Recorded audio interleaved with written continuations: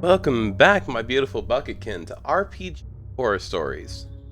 Starting this one off with awkward openings. A group streams my campaign without my consent. Now, I have read stories here, and all of them sound insane. I always have a laugh and never thought these things would happen ever to around me or to myself. Yeah, right. I'll keep the story short to not write a long text. Recently, I've been itching to play some good TTRPG.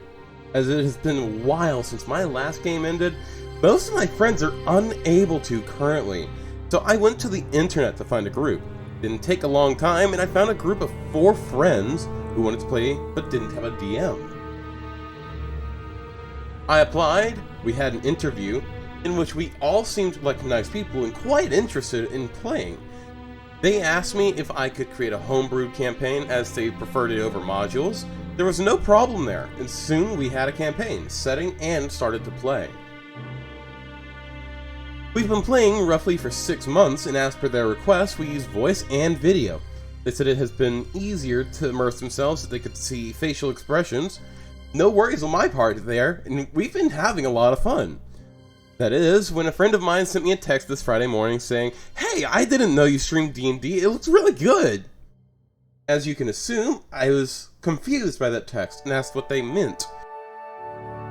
He, understandably, was more confused and sent me a link to check it out. What I found was horrifying.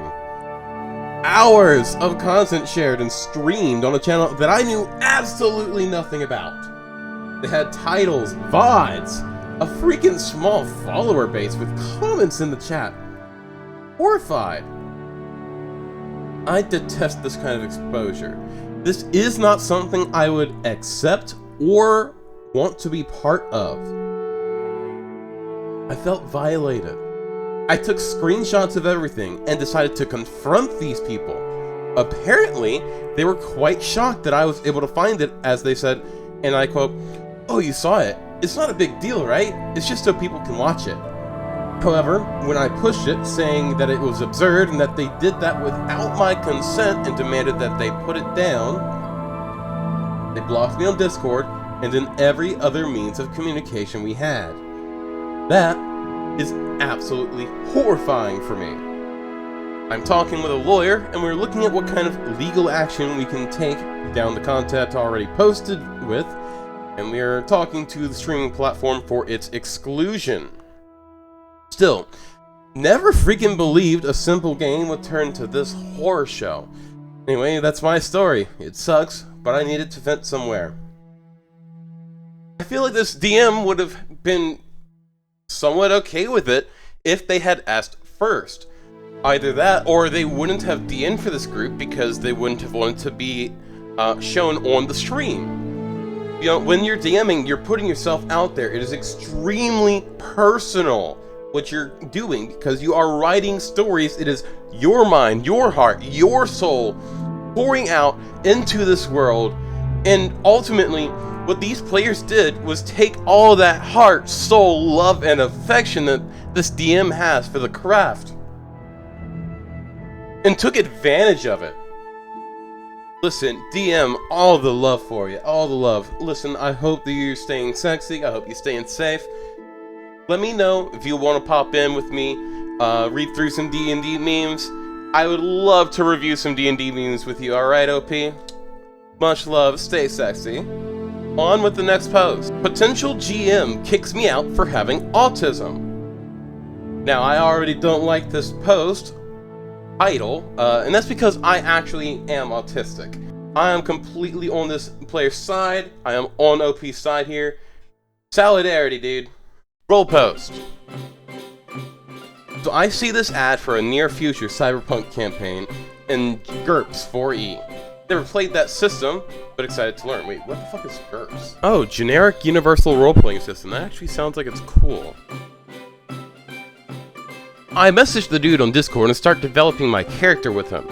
I looked through the GURPS source material, and I already have ideas on what I want to do mechanically. Occasionally, I interrupt somebody mid-sentence by accident. I'm bad at reading social cues. Don't worry, OP, I am too. but I quickly apologize in each instance.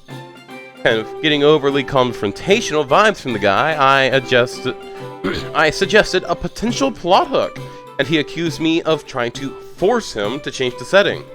After a while, I mentioned that I'm autistic, thinking it wouldn't be a big deal, which is the case in 99% of the GMs I've met. Dude immediately starts interrogating me, saying that he had another autistic person lose his shit on him. I unsuccessfully try to explain that I'm a generally stable person who's actually experienced a lot of emotional growth over the years and pride myself on my ability to keep cool. He says he's worried I'm not a good fit for the table. When I ask him to tell me about the other players, he says, "You aren't willing to tell me about yourself? Then I don't think we need to continue." Or something like that. Point, I am done with this guy. I immediately unfriend him and leave the server. Props to you, OP. Listen, I know that there are a lot of GMs out there who don't understand autism, who try and bring it into D&D. I read a story the other day where a DM forced a person who has autism to gain the autism trait, which he homebrewed at his table, and he said that the autism trait gave you -1 to int and charisma. So listen, OP, listen. This DM does not understand autism, 100% guaranteed. He's probably making up that stuff, and this wouldn't have ended up being a good campaign for you in the first place. In my experience, you end up needing to have a lot more experience with autism as a DM in order to DM for people who have autism, because we aren't the most socially forward people. We also tend to speak our mind, which most people don't. Most people talk in tongues. So, much love, stay sexy. You did everything right here. All the love for you. On with the next post. The strange case of Johnny and the D&D catfish? Roll post. Okay, this is a strange one. For the sake of changing names while keeping the strange part of the story feeling faithful, I have localized the names. Why this disclaimer is here will become apparent. This is not a story where the DM ignores 100 million red flags until the blood of killed campaigns seeps from beneath. No. This is a story where a truly likable player turns out to be something truly baffling. About 2 months ago, I started recruiting people for a starting Odyssey of the Dragon Lords game. I discovered my country's, yes, the entire country, small population and niche hobby, LFG group, on Facebook. Wrote up a post describing what I'm looking for, and sent some Google Forms to fill out for people expressing interest, and having voice calls as the responses started coming in. One of these people was Johnny. I'll admit straight away, I liked Johnny. Many of the people I was talking to were very self-centered, and were eager to get to tell about all their builds and joke characters they had been cooking up for years than listening to questions or reading the base material I'd linked in the original posting. Johnny, on the other hand, was a little slow on responding to written messages and doing things I'd requested, but once we got to talking, I had a good vibe with him. Attentive, contemplative, seemed to be very quietly keen on getting to play. He shared my interest in tragedy and hope within these stories, and chose an archetype, module-specific mechanic, that suited it. Due to some real-life schedules that couldn't be dropped in case of a surprise D&D campaign, 2-ish weeks go by as I'm casually having voice calls with my players to polish off their character concepts. And I've yet to hear much from Johnny. I'm starting to get used to this. He's not online much, has fairly set hours when he's available to partake in voice calls, and seems like a very solitarily working guy in general. It seems safe to assume that he has limited time to work on the character, but is doing stuff in the background when he can. And indeed, on the week of Session 0, after it got delayed due to a scheduling issue from Johnny due to a family emergency that needed him out of town, I finally catch him in a call, and he brings me a very fleshed out character, and we spend an hour or so just talking about lore and developing a new NPC as we get into the nitty gritty of his archetype a bit. My benefit of the doubt was validated in an instant, and he shows up to session 0 with a decent amount of work done in the span of a few small days. A week later, it's time for session 1, and it goes well. Johnny joins us from a booth on a train, being on the way back from the aforementioned family affair, and it causes a 30-minute pause mid-character entrances as he makes his way home from the station. But before and after that, he seems engaged, interested in a quiet way, and as is befitting of his character, PC and player. But he bites at the right hooks the other players toss in the roleplay, and gives a solid understanding of his character despite saying relatively little. Some early dynamics are starting to be established with the sorceress as well as the bard, and we end the session right before rolling initiative. The next session is a month away, due to a fortnightly game and an unreschedulable event on my part. On the week of session 2, 4 days from when we are to return, Johnny informs me that he will need to skip session 3, as he is starting a new job. But at the end of August, he should have a little bit more control over his shifts. We kill off session 3 due to 2 missing players, and it is a shame, but no harm done. By the next morning, I get a DM. Johnny says that he's been thinking. He would need to skip the other August session as well, and not only would 2 missed sessions in a row at this early in the game not be ideal to begin with, it also looks like the shifts of his new job will mostly focus on the weekend, and a campaign with a fixed day will not be possible for him at this point. It makes me a few days to reply, as I had forgotten I hadn't. I tell him it's a shame, but it's not a situation that could be done much about. I wish him good luck with his new job, and I get no response during the following 18 hours. I have a small concern I may have misinterpreted him, as I realize I do not even have confirmation if he'll show up this Saturday, or is leaving immediately. My friend points out that the message could be interpreted as him trying to subtly get the day to change into an altering flexible one. I brush the suggestion off. Yeah, that's what I would think of this too. Or maybe I wouldn't be too aware of it yet. It might have flown over my head. As the clock nears midnight after the message sent at 6 a.m., he is still on the Discord server and has said nothing there. Eventually, I type up an announcement to let everyone know that Johnny is leaving the campaign and that the week's sessions will be shorter, as I would like to recruit a new member before a key plot point shows up if I intend to, and would prefer a month's time to think rather than 3 days. No issue, no message of goodbyes either. And now we reach today, as I awaken from a nap to see the indicator of new messages on the server. I presume this might be Johnny finally saying something to indicate whether he's leaving this week or only after the session. It is not. In fact, Johnny has disappeared from the server, and the new message seems to explain why. It is a message from another player, Lawrence, a DM himself, telling that Johnny had, in January, been joining his campaign. Johnny had done the same thing back then, stuck around for campaign prep, character creation, lore conversations, session 0, and 1 session, before saying on the week of the second session that he'd need everyone to start playing at 11 p.m, as no other time would suit him going forward, a term no one could obviously agree to, and then he left the campaign. Now, the obvious explanation here is very simple, though it stings.